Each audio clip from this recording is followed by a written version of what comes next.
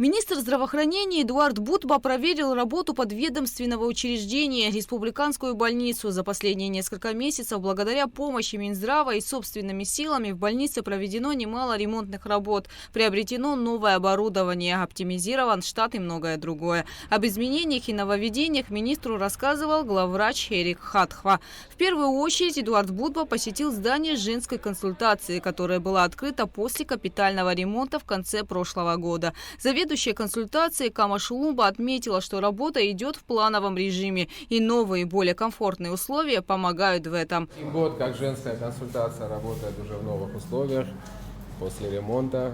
Очень позитивно сказался ремонт на всем. Знаете, есть такие беременные, которые были у нас и в первую беременность, и во вторую, но они застали те условия. Вот теперь они с третьей беременностью, когда пришли, они были приятно удивлены и даже, может быть, шокированы слегка. И на самом деле всем очень нравится, и мы тоже приходим, знаете, чисто, светло, тепло, хорошо. В консультации 5 кабинетов врачей-гинекологов, а также работают другие специалисты: 2 терапевта, офтальмолог, стоматолог, психолог. У нас есть вот такой кабинет психолога, заходите. Мы же тогда были, только еще вы до конца все тогда не обустроили. Я помню, вот эти картиночки висели.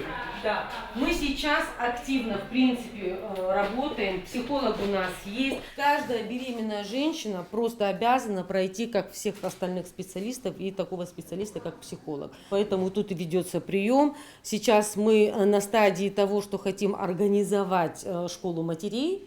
То есть для этого у нас в этом кабинете есть все. Вот только говорили с Камой Вальтеровной.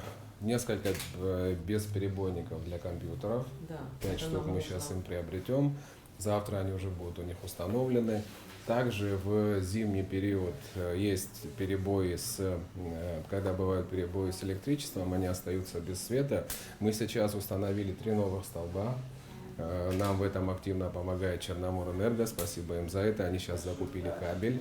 И скоро уже мы от генератора, который установлен в родильном доме, будем питать женскую консультацию. То есть даже тогда, когда будут какие-то перебои с электроэнергией, они будут со светом. Эдуард Бутба также посетил и родильное отделение, где привели в порядок душевые кабины, заменили медицинскую вакуумную станцию. Вакуумный компрессор – это очень важная часть, важная составляющая республиканской больницы, операционного блока. Я думаю, вот Эрик Эдуардович более поподробнее расскажет, какие были приложены усилия для того, чтобы все это сейчас восстановить. Сразу же после того, как он вышел из строя, был приобретен новый вакуумный компрессор, который также был установлен. И он сегодня прекрасно работает. Более того, мы его еще защитили, Эдуард Ильич. Вообще все оборудование, которое мы сейчас приобретаем, покупаем в больницу, мы приобретаем к нему еще и бесперебойник. Двойной контур защиты. Да. Потому что это оборудование, оно чувствительное к разного рода перепадам электроэнергии. Мы не можем себе позволить, чтобы они вот так вот выходили из строя, и мы их защищаем. Мы планируем централизованно это сделать дело, чтобы все наши автотранспортные средства как бы были замкнуты на одном головном лечебном учреждении. Понятно, что в каждой ЦРБ есть и свои автомобили, но по логистически, по выезду мы планируем о том, чтобы это было все в единой базе. Как бы вот сейчас Эрик Эдуардович, наверное, покажет и расскажет, какие были сделаны новшества в автомобиле, который вот здесь стоит, Volkswagen Crafter. Для безопасной транспортировки младенцев в реанимобиль была установлена пневматическая платформа. Кроме того, здесь будет установлен и транспортный аппарат ИВЛ. Нам пришлось немного его доработать. Изнутри мы установили транспортную гидравлическую платформу фирмы Еден. Эта платформа, она позволит максимально щадящим образом перевозить пациентов. Как детишек на новорожденных, недоношенных, да, в транспортных кувезах, также пациентов с тяжелыми спинальными травмами, с травмами позвоночника, черепно-мозговыми травмами. Такой платформы нету, мы нигде не видели, даже на территории Краснодарского края. Это дорогостоящее оборудование. Мы приобрели единственную такую платформу. Она была в России, нам повезло, мы ее приобрели и установили в наш реанимобиль. У нас есть совершенно новый транспортный кувез фирмы Атом. Это японская фирма, это передовые производители в этом направлении. Также этот кувез будет установлен на этой платформе для того, чтобы мы имели возможность транспортировки детишек. Это кувез также будет дооснащен и в него интегрирован новый дыхательный аппарат. Это дыхательный аппарат фирмы «Штефан», очень передовая техника, и этот дыхательный аппарат является самым лучшим в этой сфере. Для детей, родившихся до истечения нормального срока беременности, был приобретен и аппарат искусственной вентиляции легких. Мы получили аппарат искусственной вентиляции с фирмы Мендрей.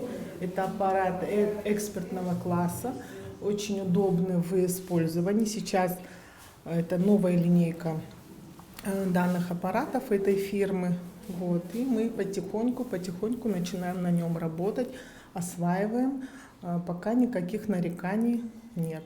Все нам удобно, хорошо. Это аппарат экспертного класса, высокотехнологичное оборудование, которое также защищено бесперебойником. Тот аппарат искусственной вентиляции легких фирмы Дрегер, который вышел из строя, мы об этом в курсе. Инженерам сообщили, связались с ними, они сказали, что в скором будущем приедут и займутся устранением этой проблемы. Заведующая отделением родовспоможения Белла Пили отметила, что в роддоме существует проблема с кровлей. В некоторых местах при сильных дождях крыша протекает. Имеется необходимость, такая уже крайняя, я бы сказала, в починке крыши. Крыша дала течь в нескольких местах. Думаю, пока это не превратилось в большую проблему, нужно крышу отремонтировать. Несмотря на те сложности, которые вообще есть, уделяем огромное внимание именно головному учреждению республики, республиканская больница. Мы сейчас пройдемся, специально приехал, и мы сейчас были в женской консультации, в роддоме. Сейчас пойдем по основным отделениям и корпусам, посмотрим наглядно. Вы видите, какой большой объем работы был проделан непосредственно здесь, в республиканской больнице. И я думаю, что и с крышей, тут это основное, надо крышу, конечно, ремонтировать, если будут плохие погодные условия. Все вот эти наши усилия, если не будет крыши, все эти ремонты, они испортятся. Главврач больницы Эрик Хатхва показал работы, которые были проведены в основном корпусе республиканской больницы. По словам Хатхва, в медучреждении основательно позаботились о электроснабжении всех отделений. Установлены новые столбы линии электропередачи для дизель-генератора. Хочется сказать, что помимо двух дизель-генераторов, которые мы имеем, у нас есть еще третий, который мы планируем скоро привести в порядок. Уже специалист его осмотрел, запасные части к нему будут буквально на днях заказаны. Что мы хотим сделать? Мы хотим поставить вот этот дизель-генератор на мобильную платформу, на колеса. Правильно. В случае чего, если не будет света, оба генератора, которые у нас в резерве, выйдут из строя, чтобы у нас был мобильный третий, который будет подведен, включен, и чтобы у нас, значит, мы не были без света. Дизель-генератор на 60 киловатт. С Эриком Эдуардовичем на протяжении какого-то времени обсуждали ту ситуацию, какая у нас может быть зима, какие могут быть нагрузки, перегрузы в связи с погодными условиями, налипание снега, падение проводов и так далее. Мы просто получили недавно, несколько недель назад, одну ситуацию, когда мы здесь ночью все собрались и пришлось запитывать дополнительное отделение для того, чтобы вся аппаратура работала правильно. Было принято решение о том, что у нас вот в этом резервном дизель-генераторе мы поставим его на платформу. Вот поэтому сейчас Эрик Эдуардович эту ситуацию озвучивает. Запасные части уже докладывали мне, что они в работе. И мы хотим, чтобы, если будет какой-то форс-мажор, чтобы вот этот дизель-генератор был мобильный. То есть в наши лечебные учреждения, которые нуждаются в дополнительном токе, когда вот какие-то форс-мажорные обстоятельства, это очень важно. Я думаю, что это, наверное, будет первый мобильный дизель-генератор. Это очень важно для нашей страны в тех условиях, в которых мы, как правило, зимой находимся в режимах перегруза. Резервным питанием в первую очередь обеспечили отделение гемодиализа и роддом. При этом защитили и дорогостоящее оборудование источниками бесперебойного питания и стабилизаторами напряжения. Как работает у нас служба КТ-диагностики? Штатно работает? Какие-то сложности? Штатно. Какие-то дополнительные калибровки, которые без инженерной службы мы здесь сами делаем. Все работает. Трубка новая, буквально полгода, как она стоит. Все работает. Техобслуживание сделали в первый раз за 11 лет. Приехали, нам все настроили, все смазали и дальше будем работать. Вы видите, что установлено 2 кондиционера, которые поддерживают определенную температуру. Стоял раньше 1 кондиционер, но потом пришлось доустановить 2, потому что не выше 20 градусов должно быть в данном помещении. Сейчас, как мы уже вам продемонстрировали, 19,3 градуса. Это все способствует правильной работе данного оборудования. Мы подписали контракт с фирмой, которая занимается обслуживанием томографа на год. И каждый год мы будем этот контракт продлевать. В течение нескольких раз в году они в штатном режиме планово приезжают, производят диагностику, чистку оборудования. И в случае, если какая-то возникает нештатная ситуация, они также экстренно выезжают. В больнице также проведен капитальный ремонт котельной, так как здесь последние несколько лет не было отопления. Мы находимся сейчас в техническом помещении, это котельная. У нас их 2. В каждой котельне установлены по 5 котлов. Мы из 10 котлов починили и 5 и закупили 4 новых. То есть буквально там позапрошлой зимой 9 из них не функционировали. Сегодня у нас, слава богу, они уже все работают. И с отопительной системой у нас никаких проблем нет. В больнице тепло, сухо и все работает вот в таком нормальном режиме. Самое главное в зимний период, чтобы больница была сухой, теплой. Эти котлы, они тоже были, как вы сказали, вот, не так давно приобретены. И это очень важно, чтобы тепло в больнице в зимний период находилось, чтобы наши пациенты лежали в комфортных условиях. Также в медучреждении частично заменено напольное покрытие. У приемного отделения уложен новый асфальт. Эрик Хатхва отметил, что в больнице введен пропускной режим. У входа установлены турникеты и электрозамки. Мы усилили охрану. Также установили турникеты у входа, и хотелось бы еще раз обратиться к нашим гражданам, чтобы они отнеслись с пониманием.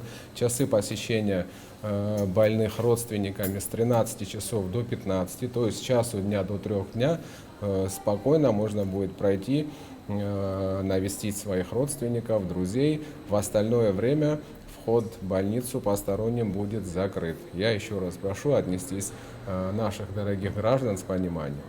Вопрос обеспечения республиканской больницы качественным кислородом пытались решить давно, а в период пандемии коронавируса эта тема была еще острее. Ведь больных с постковидным синдромом, с дыхательной недостаточностью было много. На сегодняшний день при поддержке руководства страны и Минздрава данная проблема решена. В медучреждении уже установлен 3-тонный резервуар с газификатором. Нужно отметить, что Министерством здравоохранения медучреждению были переданы инструменты для операционного блока. Также больница получила 3 новых коагулятора и расходные материалы к ним. Было получено силовое оборудование, коагуляторы, инструментарий в таком достаточном количестве. И более того, мы впереди еще ожидаем некоторую партию инструментов. Также были получены сшивающие аппараты различного типа, ранорасширители. То есть это большое подспорье будет для нашей работы. И думаем, что и дальше этот поток не остановится, и у нас все пополняться и пополняться. Руководство больницы также не забывает уделять внимание внешнему виду медучреждения и его благоустройству. По периметру установлены новые мусорные урны, покрашены лавочки, а также высажены яблони и пальмы. Вся эта работа, которая за это время была проделана, она невозможна была без личного участия министра здравоохранения Эдуарда Валерьяновича Будбы и большой, хорошей команды Министерства здравоохранения. Хочу лично поблагодарить Эдуарда Валерьяновича Будбы за помощь, за то, что мы в любое время дня и ночи имеем возможность созваниваться, разговаривать, и министр всегда реагирует на наши просьбы и чаяния незамедлительно, за что я хочу поблагодарить и сказать ему большое спасибо. Эдуард Будба остался доволен результатом проделанных работ, отметив, что Минздрав и в дальнейшем будет обеспечивать медучреждения страны необходимым оборудованием. Сегодня наяву посмотрели, какой был объем работы проведен. Эти вот мои приезды в республиканскую больницу и в другие лечебные учреждения подведомственные Минздраву и не только будут продолжены. Еще есть большой фронт работы, который необходимо сделать и который будет выполнен. Благодаря поддержке президента Республики Абхазия, Кабинета министров, премьер-министра, министра финансов, это комплексная работа. Все о том, о чем мы говорим, это очень финансово затратные вещи. В тех условиях, когда коронавирусная инфекция бушевала на территории Республики Абхазия, даже параллельно в те моменты, вот то оборудование и те вещи, которые мы сегодня вам показали, мне вернее показали, они были закуплены параллельно в борьбе с ковидом. Я хочу сказать, что все плановые вопросы решались параллельно по борьбе с ковидом. Поэтому это очень важно, и эта работа будет наращена и продолжена.